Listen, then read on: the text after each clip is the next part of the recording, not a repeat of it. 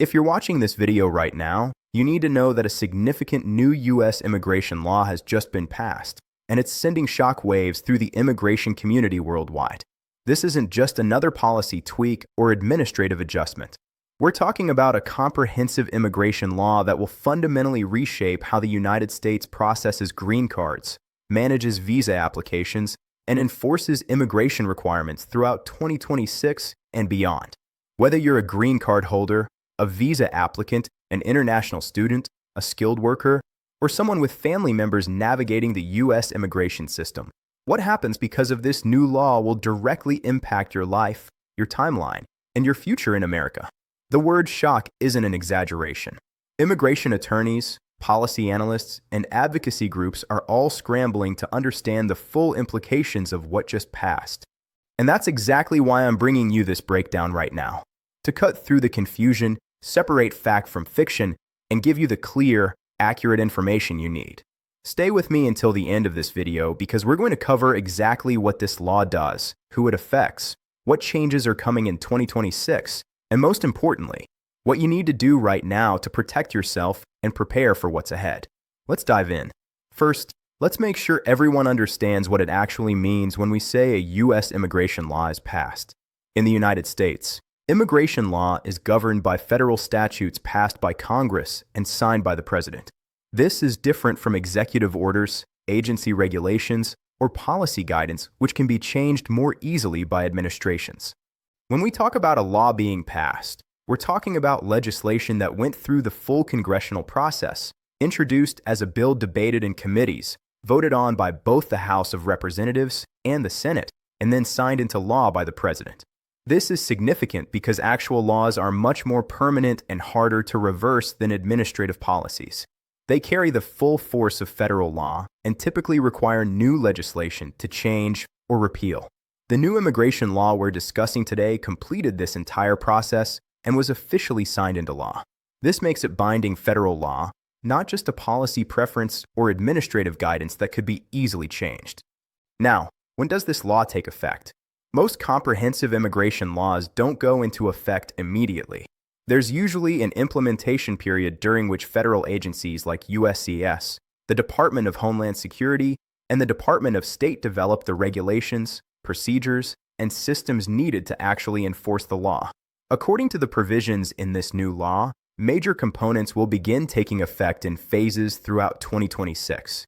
Some changes start as early as the first quarter of 2026, while others won't be fully implemented until later in the year.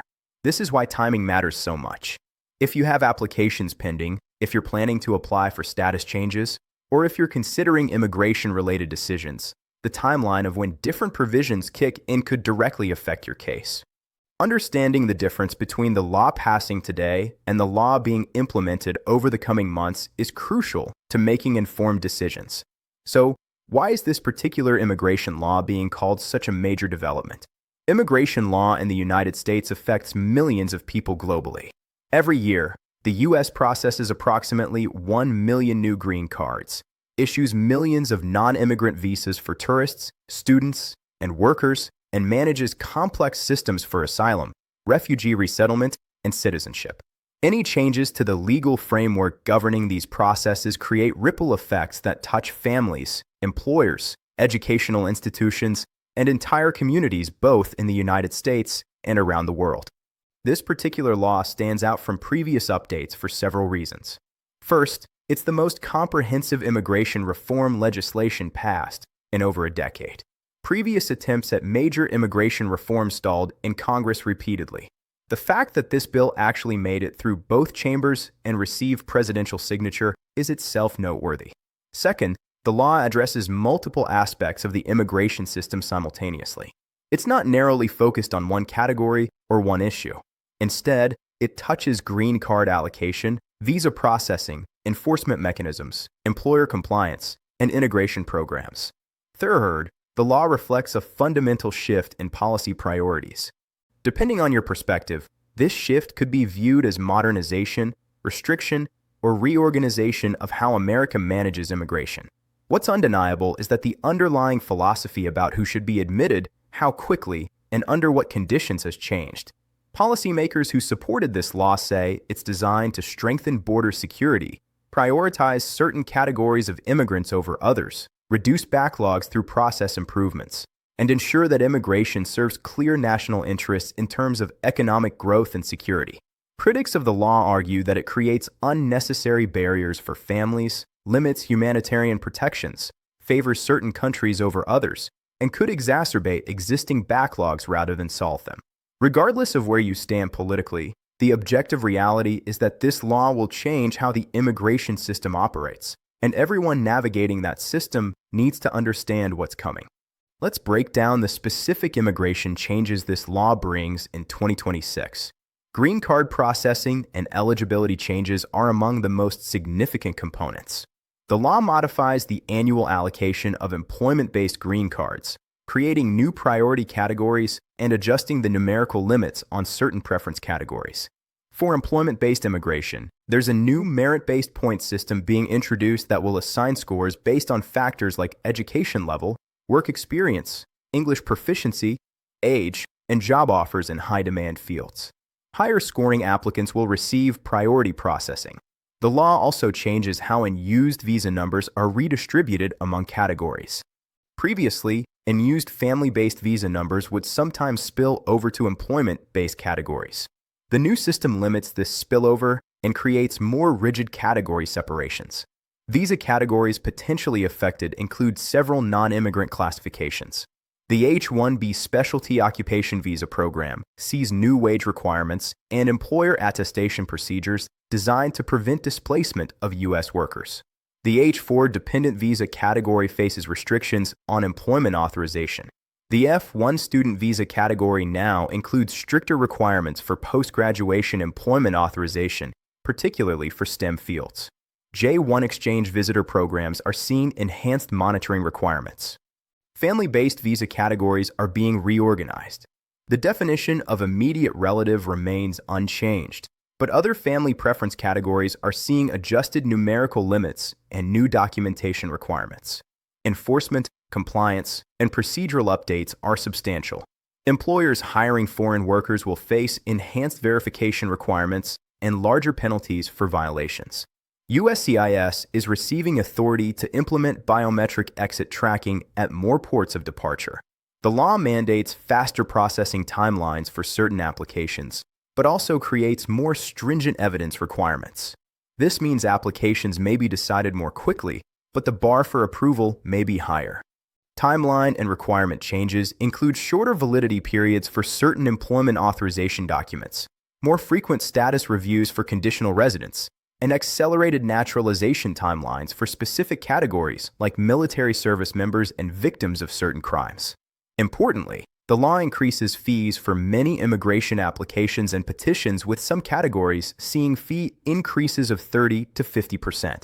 It also introduces premium processing options for categories that previously didn't have expedited options. These are not minor adjustments. These are structural changes that will affect how people plan their immigration journeys from start to finish. If you're already a lawful permanent resident, you're probably wondering how this new law affects you.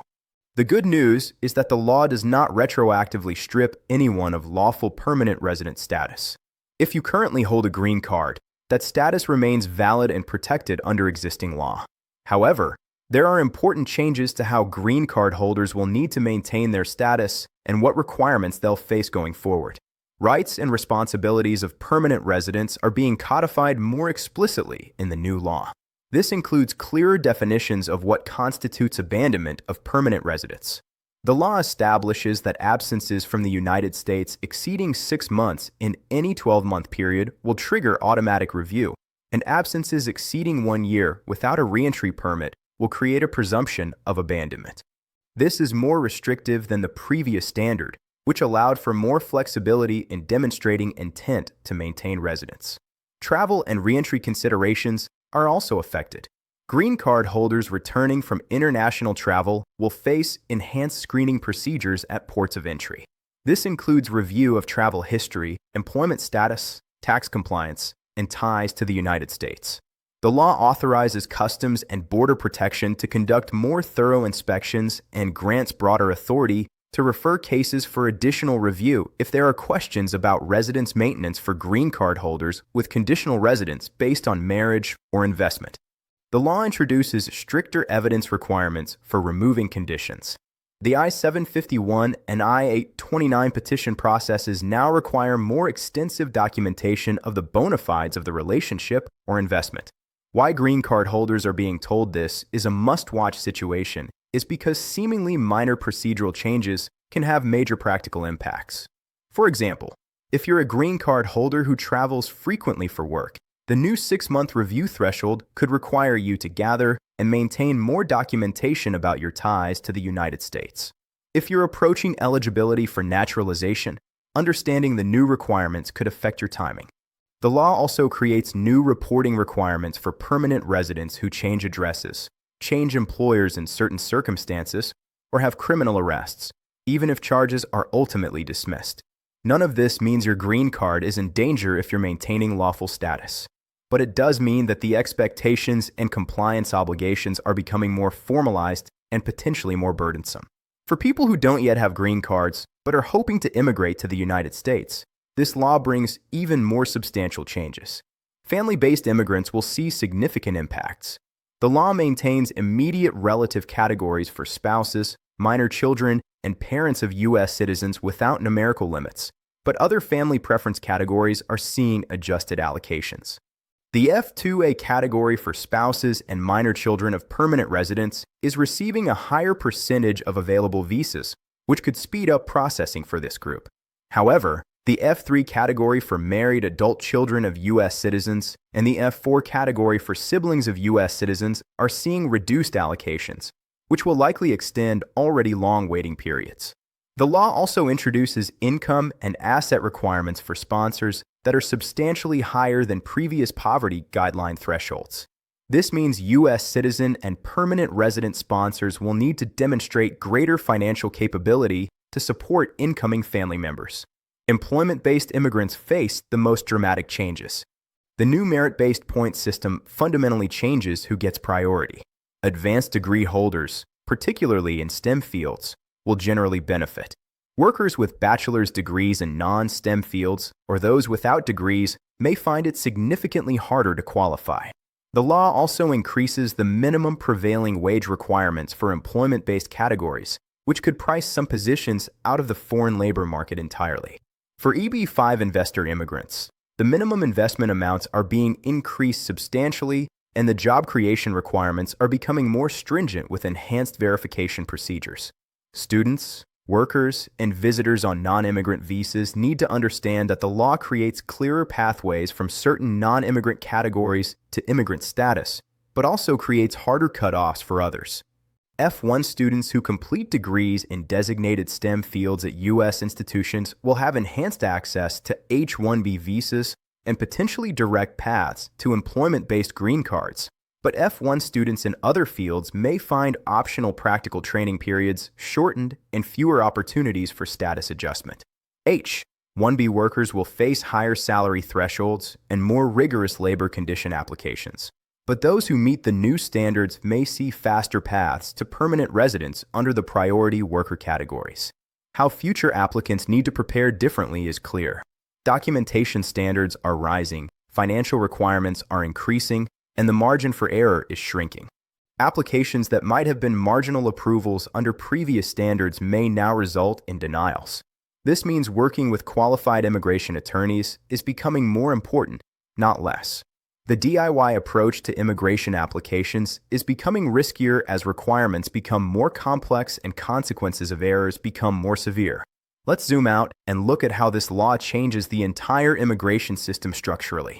USCIS, DHS, and Department of State roles are being reorganized under the new law. USCIS is receiving additional funding and staffing to process applications, but is also being directed to prioritize certain categories over others. This means that even though overall processing capacity may increase, if you're not in a priority category, you might actually see longer wait times than before. The Department of Homeland Security is being given enhanced authority for enforcement and removal proceedings.